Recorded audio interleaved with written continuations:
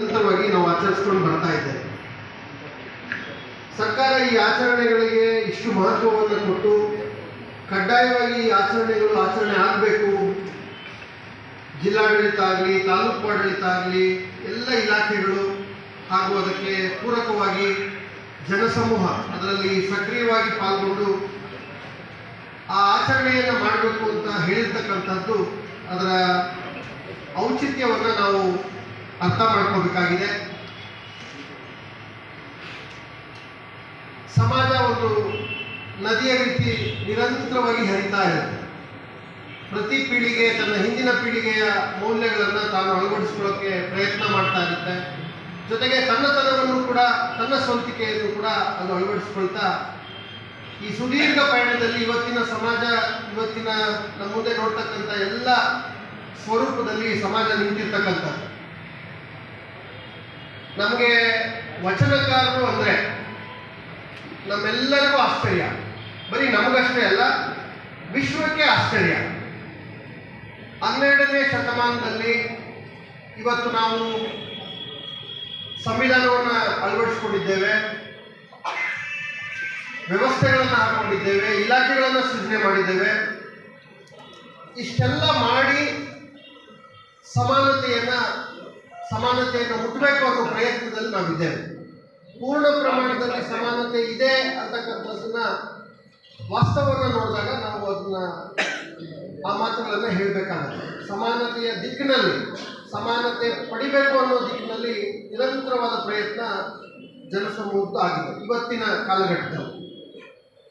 ಆದರೆ ಇವತ್ತು ಇಷ್ಟೆಲ್ಲ ವ್ಯವಸ್ಥೆ ಇದ್ದು ನಾವು ಸಾಧನೆ ಮಾಡಲಿಕ್ಕೆ, ನಾವು ಆ ದಿಕ್ಕಿನಲ್ಲಿ ನಡೀಲಿಕ್ಕೆ ಇನ್ನೂ ಪ್ರಯತ್ನದಲ್ಲೇ ಆದಂಥ ಸಂದರ್ಭ ಇದೆ. ಆದರೆ 12ನೇ ಶತಮಾನದಲ್ಲಿ ನಾವ್ಯಾರು ಊಹೆನೂ ಕೂಡ ಮಾಡಲಿಕ್ಕೆ ಆಗೋದಿಲ್ಲ.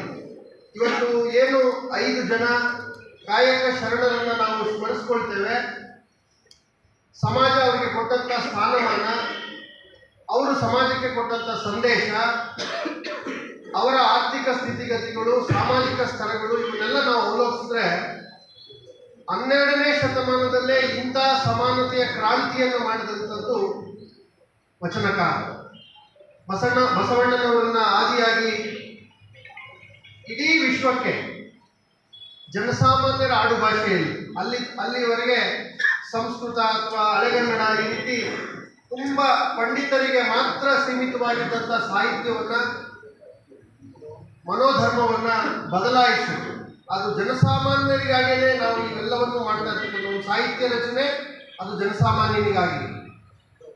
ಒಂದು ಲಲಿತ ಕಲೆ, ಅದು ಜನಸಾಮಾನ್ಯನಿಗಾಗಿ. ಒಂದು ಜಾನಪದ ಕಲೆ, ಅದು ಜನಸಾಮಾನ್ಯನಿಗಾಗಿ. ಹಾಗಾಗಿ ಈ ಪರಿಭಾಷೆಯಲ್ಲಿ ನಾವು ಮಾಡುವಂಥ ಏನೇ ಕೆಲಸ ಇದ್ರೂ ಕೂಡ ಅದು ಜನಸಾಮಾನ್ಯರ ಜೀವನ ಕ್ರಮಕ್ಕೆ ಶಕ್ತಿ ತುಂಬಬೇಕು ಅನ್ನೋ ಸಂಕಲ್ಪವನ್ನು ಹೊತ್ತು ಆ ಸಮಾನತೆಯನ್ನು 12ನೇ ಶತಮಾನದಲ್ಲಿ ವಿಶ್ವದಲ್ಲಿ ಸಮಾನತೆ ಅನ್ನುವ ಪದವೇ ಇಲ್ಲದಿದ್ದಂಥ ಸಂದರ್ಭದಲ್ಲಿ ಆ ಸಮಾನತೆಯನ್ನು ತರಲಿಕ್ಕೆ ಹೊರಟಂಥದ್ದು, ತಂದಿದಂಥ ಶ್ರೇಯ ಸಿಗ್ತಕ್ಕಂಥದ್ದು ನಮ್ಮ ವಚನಕಾರರಿಗೆ.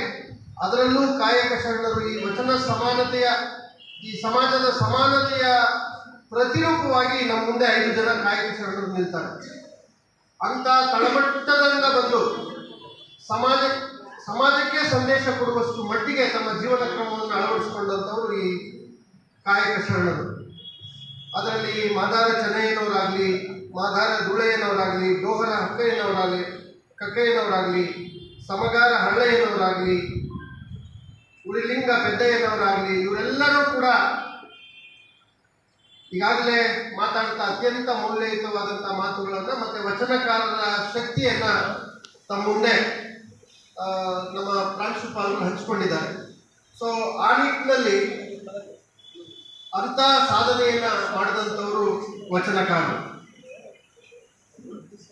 ಇವತ್ತಿನ ಆಧುನಿಕ ವಚನ ಅಂತೇಳಿ ನಾವು ಏನನ್ನ ಅಂದ್ಕೊಳ್ಬೋದು ಅಂದರೆ ನಮ್ಮ ಸಂವಿಧಾನವನ್ನು ನಾವು ಅಂದ್ಕೊಳ್ಬೋದು. ಬಾಬಾ ಸಾಹೇಬರ ಸಂವಿಧಾನವನ್ನು ನಾವು ಆಧುನಿಕ ವಚನ ಅಂದರೆ ಒಂದು ಸಮಾಜ ನಿರ್ಮಾಣ ಮಾಡುವಂಥ ಪರಿಕಲ್ಪನೆ ಏನಿತ್ತು, ಆ ಪರಿಕಲ್ಪನೆಗೆ ಒಂದು ಸ್ಪಷ್ಟ ಆಯಾಮವನ್ನು ಕೊಟ್ಟು ನಮಗೆ ಇಡೀ ದೇಶದ ಈ ವೈವಿಧ್ಯತೆಗೆ ಏಕತೆಯನ್ನು ಕೊಟ್ಟು ನಮ್ಮ ಸ್ವತಂತ್ರಕ್ಕೆ ನೈಜವಾದ ಅರ್ಥವನ್ನು ಕೊಟ್ಟಿರ್ತಕ್ಕಂಥದ್ದು ನಮ್ಮ ಸಂವಿಧಾನ. ಹಾಗಾಗಿ ಬಾಬಾ ಸಾಹೇಬರು ಅದನ್ನೇ ಹೇಳ್ತಾರೆ, ಶಿಕ್ಷಿತರಾಗಿ, ಮೊದಲನೇ ಸಂದೇಶ ಹೌದು, ಶಿಕ್ಷಿತರಾಗಿ. ನೋಡಿ, ವಚನಕಾರರು ಜ್ಞಾನಕ್ಕೆ ಒತ್ತನ್ನು ಕೊಟ್ಟಂಥವ್ರು, ಸಮಾಜವನ್ನು ತಿದ್ದುವಲ್ಲಿ ಪ್ರಾಮಾಣಿಕವಾದಂಥ ಪ್ರಯತ್ನವನ್ನು ಮಾಡಿದಂಥವ್ರು. ಶಿಕ್ಷಣ ಅಂತಕ್ಕಂಥದ್ದು ಒಬ್ಬ ವ್ಯಕ್ತಿಯನ್ನ ಯಾವ ಎತ್ತರಕ್ಕೆ ಬೇಕಾದರೂ ತೆಗೆದುಕೊಂಡು ಹೋಗ್ಬೋದು ಅನ್ನೋದಕ್ಕೆ ವಚನಕಾರರು ಸಾಕ್ಷಿ, ಬಾಬಾ ಸಾಹೇಬರು ಸಾಕ್ಷಿ. ಅತ್ಯಂತ ನನಗೆ ಬಹಳ ಹೆಮ್ಮೆ ಅನ್ನಿಸ್ತಕ್ಕಂಥದ್ದು, ಒಬ್ಬ ಮನುಷ್ಯ ಜೀವನದಲ್ಲಿ ಎಷ್ಟು ತಳಮಟ್ಟದಲ್ಲಿ ಹುಟ್ಟಬೋದೋ, ಅಂದರೆ ಎಷ್ಟು ಕಷ್ಟದಲ್ಲಿ ಹುಟ್ಟಬೋದೋ ಅಂತ ತಳಮಟ್ಟದ ಕಷ್ಟವನ್ನು,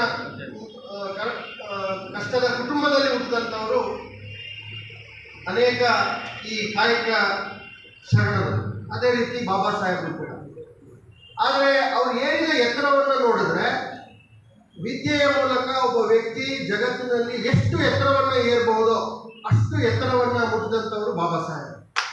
ಎರಡೂ ವೈರುಧ್ಯವನ್ನ, ಒಂದು ಈ ಕಡೆ ತುದಿ, ಇನ್ನೊಂದು ಆ ಕಡೆ ತುದಿ.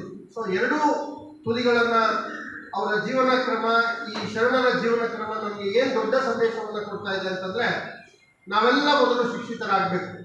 ಶಿಕ್ಷಣ ಅಂತಕ್ಕಂಥದ್ದು ಬಹುದೊಡ್ಡ ಶಕ್ತಿ. ಅದು ಇಡೀ ಸಮಾಜದಲ್ಲಿ ಒಬ್ಬ ವ್ಯಕ್ತಿಗೆ ತನ್ನ ಸ್ವಂತಿಕೆಯ ಮೇಲೆ ಅವಕಾಶಗಳನ್ನು ಕಲ್ಪಿಸ್ತಾ ಹೋಗುತ್ತೆ. ಒಬ್ಬ ರೈತನ ಮಗ ಏನನ್ನು ಬೇಕಾದರೂ ಸಾಧನೆ ಮಾಡ್ಬೋದು, ಒಬ್ಬ ಕೂಲಿ ಕಾರ್ಮಿಕನ ಮಗ ಎಂಥ ಎತ್ತರವನ್ನು ಬೇಕಾದರೂ ಏರ್ಬೋದು. ಈ ಎಲ್ಲ ಶಕ್ತಿಗಳನ್ನು ಕೊಡ್ತಕ್ಕಂಥದ್ದು ವಿದ್ಯೆ. ಹಾಗಾಗಿ ಆ ಶಿಕ್ಷಣವನ್ನು ನಾವು ಮೊದಲು ಕೊಡಬೇಕು, ಸಂಸ್ಕಾರವನ್ನು ನಾವು ಮೊದಲು ಕೊಡಬೇಕು, ಜ್ಞಾನವನ್ನು ನಾವು ಮೊದಲು ಕೊಡಬೇಕು.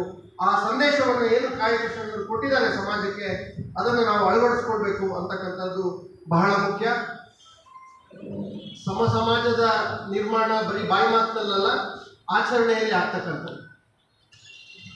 ನೋಡಿ, ನಾವು ಏನನ್ನು ಬೇಕಾದರೂ ಮಾತಾಡ್ಬೋದು, ವೇದಿಕೆಗಳಲ್ಲಿ ನಿಂತು ಅಥವಾ ನಮ್ಮ ಅಭಿವ್ಯಕ್ತಿ ಸ್ವಾತಂತ್ರ್ಯದ ಭಾಗವಾಗಿ ನಾವು ಏನನ್ನಾದರೂ ಮಾತಾಡ್ಬೋದು. ಆದರೆ ಆ ಮಾತಿಗೆ ಗೌರವ ಯಾವಾಗ ಬರುತ್ತೆ ಅಂದರೆ, ನಮ್ಮ ಮಾತು ಮತ್ತು ನುಡಿ ಮತ್ತು ನಡೆ ಎರಡು ಸಾಮ್ಯವಾದಾಗ.